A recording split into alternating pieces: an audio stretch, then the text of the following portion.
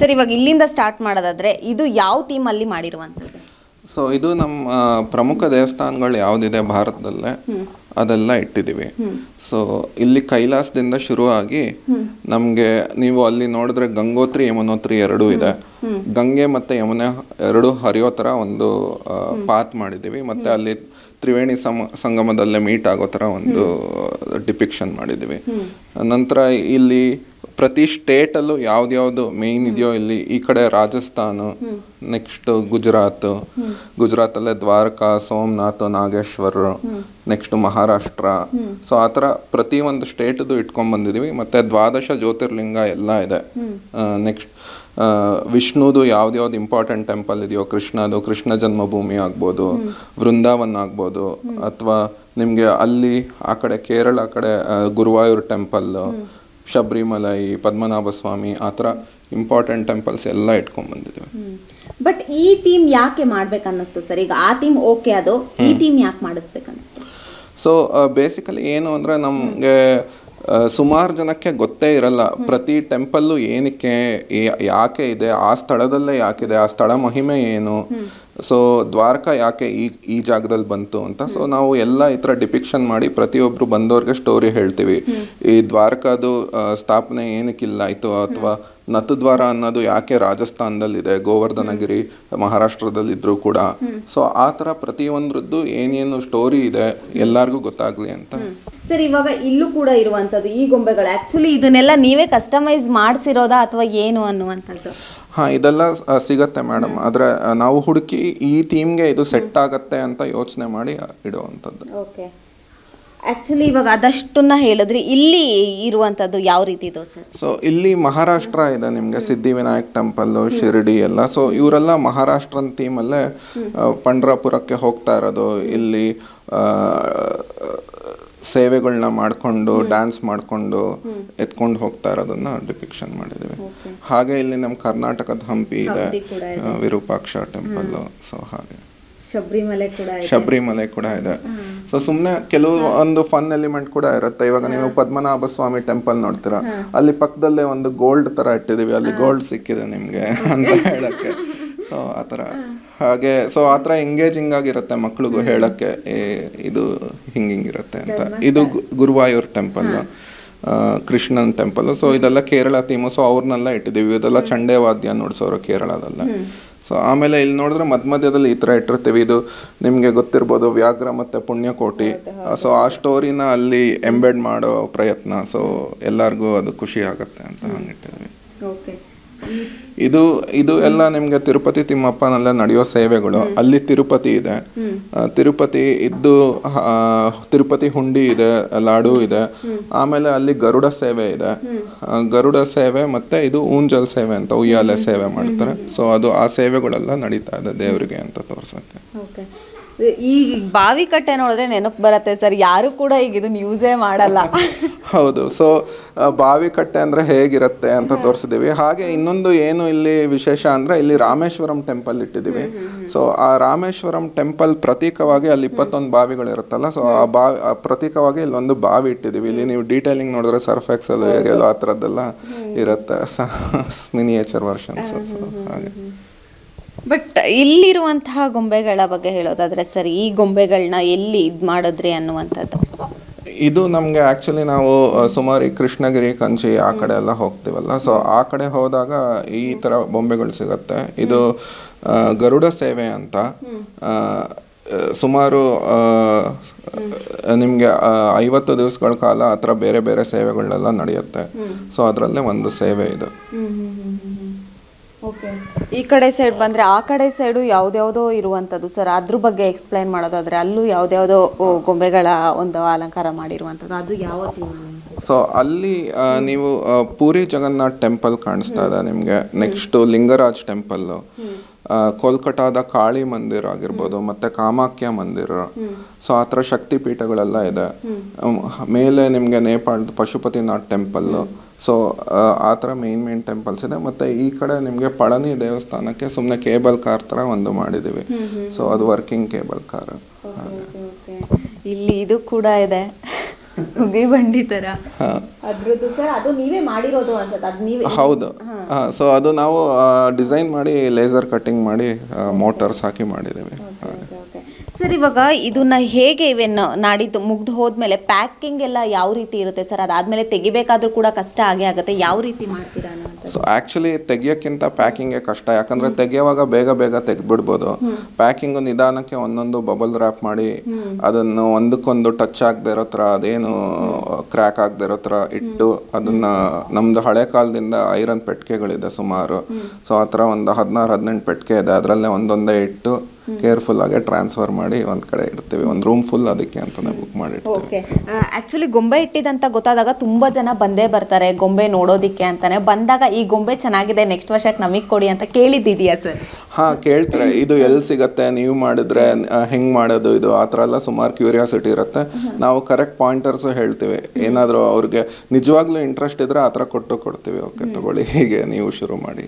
Okay, ಮೊದಲು ಗೊಂಬೆ ಇಟ್ಟಾಗ ಎಷ್ಟು ಗೊಂಬೆಯಿಂದ ಸ್ಟಾರ್ಟ್ ಮಾಡಿದ್ರಿ ಸರ್? ಈಗ ಇಷ್ಟೊಂದು ಗೊಂಬೆಗಳು ಇಟ್ಟಿದ್ದೀರಾ, ಫಸ್ಟ್ ಮೊದಲು ಸ್ಟಾರ್ಟ್ ಮಾಡಿದಾಗ ಎಷ್ಟು ಗೊಂಬೆಯಿಂದ ಸ್ಟಾರ್ಟ್ ಮಾಡಿದ್ರಿ? ಹಾಂ, ಮೊದಲು ಅದೇ ನನ್ನ ಹೆಂಡತಿ ಮನೆಯಲ್ಲೇ ಇಡ್ತಾ ಇದ್ದಾಗ, ಅವ್ರ ಅಮ್ಮನ ಮನೇಲಿ ಇಡ್ತಾ ಇದ್ದಾಗ ಸುಮಾರು ಒಂದು 7 ಸ್ಟೆಪ್ಪು 5 ಸ್ಟೆಪ್ಪು ಆ ಥರ ಇಟ್ಕೊಂಡು ಬರೋರು.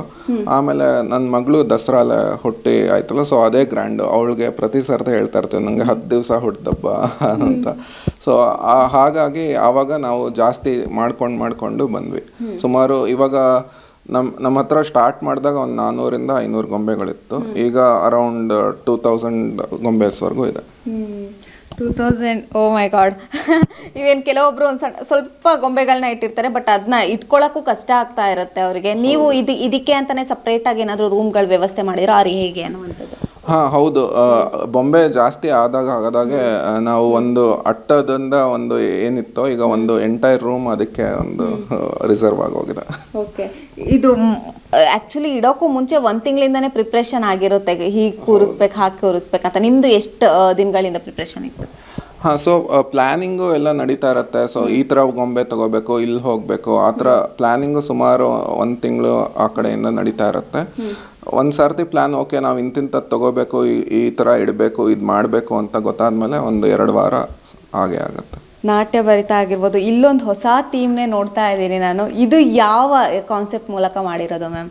ನಾವು ಅಲ್ಲಿಂದ ಶುರುನು ಮಾಡ್ಬೇಕಾದ್ರೆ ಅದು ಪೂರ್ತಿ ಲೈಫ್ ಸೈಕಲ್ ಇಟ್ಟಿದ್ದೀವಿ ನಾವು. ಸೊ ಅಲ್ಲಿ ಮದುವೆ ಎಂಗೇಜ್ಮೆಂಟು, ತಿರ್ಗಾ ಎಂಗೇಜ್ಮೆಂಟ್ ಆದಮೇಲೆ ಮದುವೆ ನಡೆಯೋದು, ಮದುವೆದು ವಾಲ್ಗ ಅವರೆಲ್ಲ ಕಾಣಿಸ್ತಾರೆ ಅಲ್ಲಿ, ತಿರ್ಗಾ ಫಾಲೋಡ್ ಬೈ ಊಟ ಅಲ್ಲಿ, ಆಮೇಲೆ ಪ್ರೊಸೆಷನ್ ಕರ್ಕೊಂಡು ಹೋಗ್ತಾರೆ, ಗಂಡು ಹೆಣ್ಣ ಕಾರಲ್ಲಿ ಕೂರಿಸ್ಕೊಂಡು ಪ್ರೊಸೆಷನ್ ಕರ್ಕೊಂಡು ಹೋಗ್ತಾರೆ. ಆಮೇಲೆ ಆ ಹುಡುಗಿನ ಇದು ಗೃಹ ಪ್ರವೇಶ ಮಾಡಿಸ್ಕೊತಾರೆ. ಆಮೇಲೆ ಶ್ರೀಮಂತ ತೊಟ್ಟಿಲ್ ಶಾಸ್ತ್ರ ಇದೆ ಅಲ್ಲಿ. ಆಮೇಲೆ ಆ ಮಗು ಸ್ಕೂಲಿಗೆ ಹೋಗೋದು. ಸೊ ಸ್ಕೂಲ್ ಸೆಟಪ್ ಇದೆ ಇಲ್ಲಿ ಪೂರ್ತಿ. ಸೊ ಆಮೇಲೆ ಆ ಮಗುದು ಬರ್ತ್ಡೇ ಮಾಡ್ತಾರೆ, ಅಲ್ಲಿ ಬರ್ತ್ಡೇ ಇದೆ. ಸೊ ಆಮೇಲೆ ಅಲ್ಲಿ ಇನ್ನೊಂದು ಇದು ಕಿವಿ ಚುಚ್ಸೋ ಶಾಸ್ತ್ರದ ಕೂಡ ಕಾಣಿಸುತ್ತೆ ನಿಮಗಲ್ಲಿ. ಸೊ ಆಮೇಲೆ ಅವ್ರ ತಂದೆ ತಾಯಿದು ಷಷ್ಠಿ ಪೂರ್ತಿ ನಲ್ಲಿ, ಆಮೇಲೆ ಆ ಮಗುದು Arangetram, Bharatanatyam program Arangetram, full life cycle. ಪೂರ್ತಿ ಲೈಫ್ ಸೈಕಲ್. ಈ ಸ್ಟೋರಿ ಯಾಕೆ ಅನ್ನುವಂಥದ್ದು, ಇದು ಯಾಕೆ ಮೈಂಡ್ ಸೆಟ್ಟಿಗೆ ಬಂತು? ಏನಿಲ್ಲ, ಹಾಗೆ ನಾವು ಬೊಂಬೆ ಕಲೆಕ್ಟ್ ಮಾಡ್ತಾ ಅದೇ ಯೋಚನೆ ಮಾಡಿದ್ವಿ. ಬಂದಾಗ ಎಲ್ಲಾರನ್ನೂ ಇನ್ಕ್ಲೂಡ್ ಮಾಡಬೇಕು ಅನ್ನೋ ಥರ ಬೊಂಬೆಗಳು ಅಥವಾ ಪೂರ್ತಿ ಸೆಟ್ ನೋಡಿದ ತಕ್ಷಣ ಇಲ್ಲಿ ನಾವಿದ್ದೀವಿ. ಮಕ್ಕಳು ಬಂದಾಗ ಇಲ್ಲಿ ನಾನು ಸ್ಕೂಲಲ್ಲಿ ಇಲ್ಲಿ ನಾನು ಕೂತಿದ್ದೀನಿ, ಇದು ನನ್ನ ಫ್ರೆಂಡು ಅಂತ ಮಕ್ಕಳು ಕೂಡ ತೋರಿಸ್ತಾರೆ. ಅಜ್ಜಿ ತಾತ ಬಂದರೆ ಆ ಷಷ್ಠಿ ಪೂರ್ತಿ ಬೊಂಬೆ. ಸೊ ಎಲ್ಲ ವಯಸ್ಸವ್ರನ್ನೂ ಇನ್ಕ್ಲೂಡ್ ಮಾಡೋವಂಥ ಪೂರ್ತಿ ಲೈಫ್ ಸೈಕಲ್ ನೀಡೋಣ ಅಂತ ಹಂಗೆ ಪ್ಲಾನ್ ಮಾಡ್ಕೊಂಡು ಬಂದ್ವಿ. ಓಕೆ, ಆ ಕಡೆಯಿಂದ ಈ ಕಡೆಗೆ ಬಂದರೆ ಇಲ್ಲಿ ದೇವತೆಗಳೇ ಕಾಣಿಸ್ತಿದ್ದಾರೆ. ಇದ್ರ ಬಗ್ಗೆ ಇದು ನಮ್ಮ ದರ್ಬಾರ್ ಸೆಟ್ ಅಂತ, ಇದು 10 to 1 ಥೀಮ್ ಅಂತ ಯೂಶಲಿ ನಾವು ಲಾಸ್ಟ್ ಇಯರ್ ಎಲ್ಲ ಇಟ್ಟಿದ್ವಿ. ಸೊ ಇದು 10 to 1 ಅಂದ್ರೆ 10 ಬೊಂಬೆಗೆ ನಮ್ಮ ದಶಾವತಾರ, ತಿರ್ಗಾ 9ಕ್ಕೆ ಇದು ನವದುರ್ಗೆ, ನೆಕ್ಸ್ಟ್ ಅಷ್ಟಲಕ್ಷ್ಮಿ, ಸಪ್ತಮಾತ್ರಿಕೆ, ಆ ಥರ ಎಲ್ಲ ಇಟ್ಕೊಂಡ್ಬಂದ್ವಿ.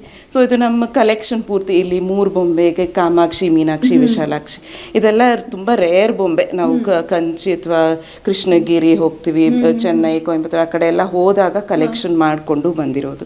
ಸೊ ಇದು 3 ಒಟ್ಟಿಗೆ ಎಲ್ಲ ಸಿಗೋದು ಕಷ್ಟ. ಸೊ ಅಥವಾ ಗಣೇಶ ಸಿದ್ಧಿ ಬುದ್ಧಿ ಜೊತೆ ಇರೋದಾಗ್ಲಿ ಮಲಗಿರೋದಾಗ್ಲಿ.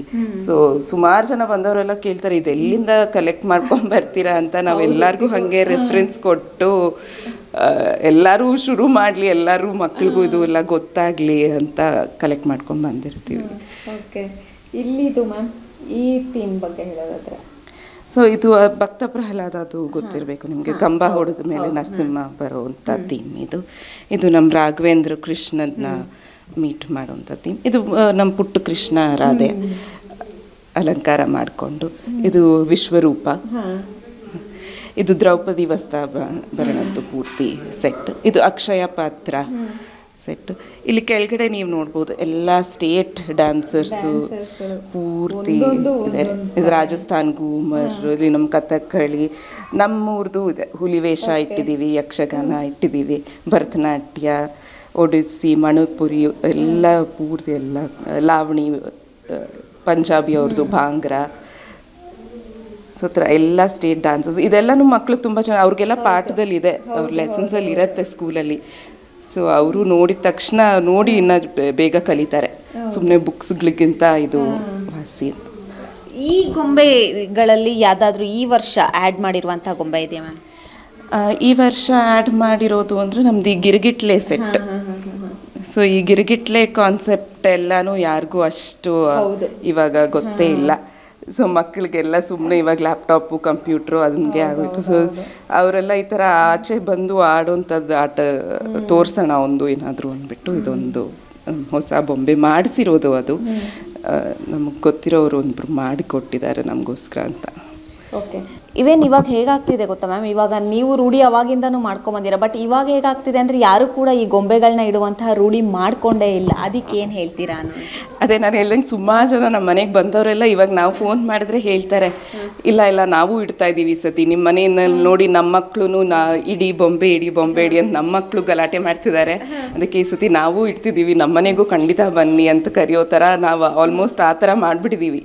ಸೊ ಎಲ್ಲರಿಗೂ ಬೊಂಬೆ ಇಷ್ಟಿಷ್ಟು ಬೊಂಬೆ ಇಟ್ಟು ನಾವು ಪ್ರತಿ ವರ್ಷ ಹೊಸ ಸ್ಟೋರಿ, ಪ್ರತಿ ವರ್ಷ ಹೊಸ.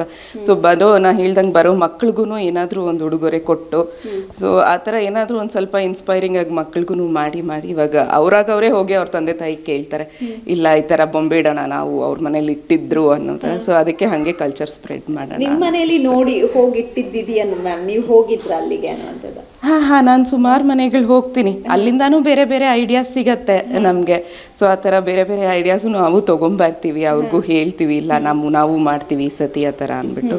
ಸೊ ಸುಮಾರು ಕಡೆ ಹೋಗ್ತೀವಿ ನಾವು ನೋಡೋಕ್ಕೆ, ಬೊಂಬೆಗಳು ನೋಡೋಕ್ಕೆ ಹೋಗ್ತೀವಿ. ನಾನು ಆಗಲೇ ಕೇಳ್ದಂಗೆ 9 ದಿನಗಳ ಕಾಲ ಪೂಜೆ ಇರುತ್ತೆ. ಅದಾದ ನಂತರ ಆಯುಧ ಪೂಜೆ, ವಿಜಯದಶಮಿಗೆ ಯಾವ ರೀತಿ ಪೂಜೆ ಮಾಡ್ತೀರಾ ಮನೆಗಳಲ್ಲಿ? ಮನೆಯಲ್ಲಿ ನಮ್ಮ ಗಾಡಿಗಳ ಪೂಜೆ ನಡೆಯುತ್ತೆ. ನಾವು ಆಯುಧ ಪೂಜೆಗೆ ಇನ್ಫ್ಯಾಕ್ಟ್ ನನ್ನ ಮಗಳದು ಒಂದು ಪುಟ್ಟ ಟೂಲ್ ಕಿಟ್ ಅಂತಿದೆ, ಅವಳು ಅದನ್ನೂ ಇಡ್ತಾಳೆ. ಸೊ ಇಟ್ಟು ಅವಳು ಸರಸ್ವತಿ ಪೂಜೆದು ಸೊ ಬುಕ್ಸ್ ಎಲ್ಲ ಇಟ್ಟು, ಸೊ ಗಾಡಿಗಳ ಪೂಜೆ, ಆಫೀಸ್ ಪೂಜೆ ಎಲ್ಲ ನಡೆಯುತ್ತೆ. ಆವತ್ತಿನ ದಿವಸನೂ ನಮ್ಮ ಆಫೀಸ್ ಅವ್ರನ್ನೆಲ್ಲರಿಗೂ ಏನಾದರೂ ಉಡುಗೊರೆ ಕೊಟ್ಟು ಅವ್ರಿಗೂ ಎಲ್ಲರಿಗೂ ಸೊ ಎಲ್ಲನೂ ಕರೆಸಿ ಒಟ್ಟಿನಲ್ಲಿ ನಮ್ಗೆ ದಸರಾ 10-12 ದಿವಸ ಅದು ಪೂರ್ತಿ ಜನ ತುಂಬ ಸಂಭ್ರಮ ನಮಗೆ. ಓಕೆ, ಬಂದವರೆಲ್ಲ ಯಾವ ರೀತಿ ಈ ಗೊಂಬೆಗಳನ್ನ ನೋಡಿ ಒಂದೊಂದ್ ತರ ಹೇಳ್ತಾರೆ, ನೋಡಿ ಕಣ್ ತುಂಬ್ಕೊಂಡಾರದಂತೂ ನಿಜವಾಗ್ಲೂ ಇದ್ದೇ ಇದೆ. ಸೊ ಏನ್ ಹೇಳಿದ್ರು ಅನ್ನುವಂಥದ್ದು ಮನಸ್ಸಿಗೆ ಮುಟ್ಟುವಂತರ. ಅದೇ ಬಂದಿದ ತಕ್ಷಣನೇ ಅವರು ಅವ್ರ ಮುಖದ ಭಾವನೆ ಫುಲ್ ಚೇಂಜ್ ಆಗೋಗುತ್ತೆ. ಸೊ ಬಂದಿದ ತಕ್ಷಣನೇ ಅವ್ರು ಫುಲ್ ತುಂಬಾನೇ ಖುಷಿ ಪಡ್ತಾರೆ, ನಮ್ಗೆ ಅಷ್ಟೇ ಸಾಕು. ಸೊ ಬಂದಿದ ತಕ್ಷಣ ಅವ್ರು ನೋಡಿ ಎಲ್ಲರೂ ಅಷ್ಟು, ನಾವು ಅಷ್ಟು ದಿವಸ ಕಷ್ಟಪಟ್ಟಿದ್ದು ಸುಸ್ತೆಲ್ಲ ಹೊಟ್ಟೋಗಿರತ್ತೆ. ಸೊ ನೋಡಿ ಎಲ್ಲರೂ ತುಂಬಾ ಇಷ್ಟಪಡ್ತಾರೆ. ಇದನ್ನ ಆಕ್ಚುಲಿ ಗೊಂಬೆ ಕೂರಿಸ್ಬೇಕು ಅನ್ನೋದಕ್ಕೆ ನಿಮ್ಮ ಮಗಳೇ ಮೇನ್ ಕಾರಣ ಹಂಗಿದ್ರೆ? ಅಂದರೆ ಇಷ್ಟು ಗ್ರ್ಯಾಂಡ್ ಮಾಡಿದ್ದು ನಮ್ಮ ಮಗಳಿಗೆ ಮೇನ್ ಕಾರಣ. ಬಟ್ ಆದ್ರೂ ನಮ್ಮ ಅಜ್ಜಿ ಕಾಲದಿಂದ ಬಂದಿರೋದು ನಾವು ಬಿಟ್ಕೊಡ್ತಿರ್ಲಿಲ್ಲ. ಸೊ ಅಜ್ಜಿ ಮುತ್ತಜ್ಜಿ ಎಲ್ಲರೂ ಇಡ್ತಿರೋದ್ರಿಂದ ಹಾಗೆ ಕಂಟಿನ್ಯೂ ಮಾಡ್ಕೊಂಡು ಹೋಗ್ತಾ ಇದ್ವಿ. ಓಕೆ, ನೆಕ್ಸ್ಟ್ ವರ್ಷ ಯಾವ ರೀತಿ ಪ್ಲಾನ್ ಮಾಡ್ಕೊಂಡಿದ್ದೀರಾ? ಅದು ಸರ್ಪ್ರೈಸ್, ನೀವು ನೆಕ್ಸ್ಟ್ ವರ್ಷನೇ ಬರ್ಬೇಕಾಗುತ್ತೆ. ಇಲ್ಲ, ನನಗೆ ಹಬ್ಬಗಳದ್ದು ಇಡಬೇಕು ಅಂತ ಇಷ್ಟ. ಫೆಸ್ಟಿವಲ್ಸ್ ಆಫ್ ಇಂಡಿಯಾ ಎಲ್ಲ ಇಡಬೇಕು, ಹಬ್ಬಗಳದೆಲ್ಲ ತೋರ್ಸೋಣ ಅಂತ, ಎಲ್ಲ ತರ ಹಬ್ಬನೂ ಇಡಬೇಕು ಅಂತ ಇಷ್ಟ. ಈ ಮೈಸೂರು ಥೀಮ್ ಇಟ್ರಿ, ಮೈಸೂರಲ್ಲಿ ಗ್ರ್ಯಾಂಡ್ ಆಗಿ ಈವೆನ್ ತುಂಬಾ ಜನ ಹೇಳ್ತಾರೆ ಮೈಸೂರಿನವ್ರು ಮಾತ್ರ ಗೊಂಬೆಗಳನ್ನ ಇಡ್ತಾರೆ ಅನ್ನುವಂತ, ನೀವು ಅದನ್ನ ಹುಸಿ ಮಾಡಿದೀರಾ? ಹಂಗೇನಿಲ್ಲ, ಎಲ್ಲರೂ ಇಡ್ತಾರೆ. ಸರ್ ಹಬ್ಬ ಎಲ್ಲರೂ ಮಾಡ್ಬೋದು. ಸೊ ಆ ಥರ ಏನು ಕಂಡೀಷನ್ ಅಂತ ಏನಿಲ್ಲ, ಮಾಡ್ತೀವಿ ನಾವು. ಕೊನೆಯದಾಗಿ ಮ್ಯಾಮ್, ಈ ಗೊಂಬೆಗಳ ಬಗ್ಗೆ ಹೇಳೋದಾದ್ರೆ ಅದೇ ಇವಾಗ ನಮ್ಮ ಲೈಫ್ದೊಂದು ಇಂಪಾರ್ಟೆಂಟ್ ಪಾರ್ಟ್ ಆಗೋಗಿದೆ ಇವಾಗ. ಸೊ ದಸರಾ ಈ ಸತಿ ಸ್ವಲ್ಪ ನಾವು ಫೋನ್ಗಳು ಕೆಲವ್ರಿಗೆ ಲೇಟಾಗಿ ಮಾಡಿದ್ದಕ್ಕೆ ಎಲ್ಲರೂ ಕೇಳೋರು, ಯಾಕೆ ಈ ಸತಿ ಶರಣ್ಯ ಸುಬ್ರಹ್ಮಣ್ಯ ಮನೆಯಿಂದ ಕಾಲ್ ಬರಲಿಲ್ವಲ್ಲ ದಸರಾಗೆ ಅಂತ. ಅಷ್ಟು ಇವಾಗ ನಾವು ಅದಕ್ಕೆ ಗೊಂಬೆ ಮನೆ ಬೊಂಬೆ ಮನೆ ಅಂತಾನೆ ಫೇಮಸ್ ಆಗೋಗಿದೆ. ಸೊ ನಮ್ಗೆ ಅದೇ ಖುಷಿ ಒಂಥರ ಅಷ್ಟೇ. ಓಕೆ ಮ್ಯಾಮ್, ಕೊನೆಯದಾಗಿ ಇವೇನು ಮಡ್ಲಕ್ಕಿ ತಗೊಳಕಂತ ತುಂಬಾ ಜನ ಬರ್ತಾ ಇರ್ತಾರೆ, ಆಗ ರಿಟರ್ನ್ ಗಿಫ್ಟ್ ಆಗಿರ್ಬೋದು ಏನಾದ್ರು ಕೊಡ್ಬೇಕಾಗಿರ್ತದೆ, ಅದಕ್ಕೆ ಯಾವ ರೀತಿ ಪ್ರಿಪೇರಿ ಮಾಡ್ಕೊಂಡಿದ್ದೀರಾ? ನಾನು ಯೂಶಲಿ ಏನ್ ಮಾಡ್ತೀನಿ ಅಂದ್ರೆ ದೀಪ ಅಥವಾ ದೀಪಗಳ ರಿಲೇಟೆಡ್ ಏನಾದ್ರೂ ಕೊಡ್ತೀನಿ. ಯಾಕಂದ್ರೆ ನೆಕ್ಸ್ಟ್ ಬರೋ ಹಬ್ಬನೇ ನಮ್ದು ದೀಪಾವಳಿ. ಸೊ ಅದಕ್ಕೆ ಉಪಯೋಗಿಸ್ಕೋತಾರಲ್ಲ, ಏನಾದ್ರೂ ಒಂದು ಉರುಳಿನೋ 2 ದೀಪನೋ ಆ ಥರ ಏನಾದ್ರೂ ಒಂದು ಕೊಡ್ತೀನಿ. ಸೊ ಅದು ಮಾಡ್ತಾರೆ ದೀಪಾವಳಿಗೆ ನಾನು ಕೊಟ್ಟಿರೋ ಉಡುಗೊರೆನ ಇಟ್ಬಿಟ್ಟು ಸುಮಾರು ಜನ ಫೋಟೋಗಳು ಕಳಿಸ್ತಾರೆ, ನೀನ್ ಕೊಟ್ಟಿದ್ದು ನೋಡು ತುಂಬಾ ಚೆನ್ನಾಗಿದೆ ಇಟ್ಟಿದೀವಿ ಅಂತ. ಸೊ ಯೂಶಲಿ ಆ ಥರ ದೀಪಾವಳಿಗೆ ರಿಲೇಟೆಡ್ ಏನಾದರೂ ನಾನು ನೆಕ್ಸ್ಟ್ ಹಬ್ಬ ಅದೇ ಆಗಿರೋದ್ರಿಂದ ಕೊಡ್ತೀನಿ ಹಾಗೆ. Okay, thank you so much. Yes, ನೋಡಿದ್ರಲ್ಲ ವೀಕ್ಷಕರೇ, ಒಂದೊಂದು ಥೀಮ್ ಥರ ಇರುವಂಥದ್ದು. ಒಂದು ಕಡೆ ದೇವಿ ರೂಪಗಳನ್ನ ತೋರಿಸೋದಾಗಿದ್ರೆ, ಇನ್ನೊಂದು ಕಡೆ ಮದುವೆ ಸಮಾರಂಭ ಎಲ್ಲದನ್ನು ತೋರಿಸಿರುವಂಥದ್ದು. ನೀವು ಕೂಡ ನಿಮ್ಮ ಮನೆಗಳಲ್ಲಿ ಈ ಗೊಂಬೆಗಳನ್ನ ನೋಡಿದ್ರೆ ನಿಮ್ಮ ಮನೇಲೂ ಕೂಡ ಗೊಂಬೆಗಳನ್ನ ಇಡಬೇಕು ಅಂತ ಅನಿಸುತ್ತೆ. ಎಸ್, ಇದಿಷ್ಟು ಈ ಹೊತ್ತಿನ ಸುದ್ದಿಯಾಗಿಷ್ಟು. ಇನ್ನಷ್ಟು ಹೆಚ್ಚಿನ ಮಾಹಿತಿಗಾಗಿ ಮಿಸ್ ಮಾಡದೆ ನೋಡ್ತಾ ಇರಿ ಸ್ಪೀಡ್ ನ್ಯೂಸ್ ಕನ್ನಡ.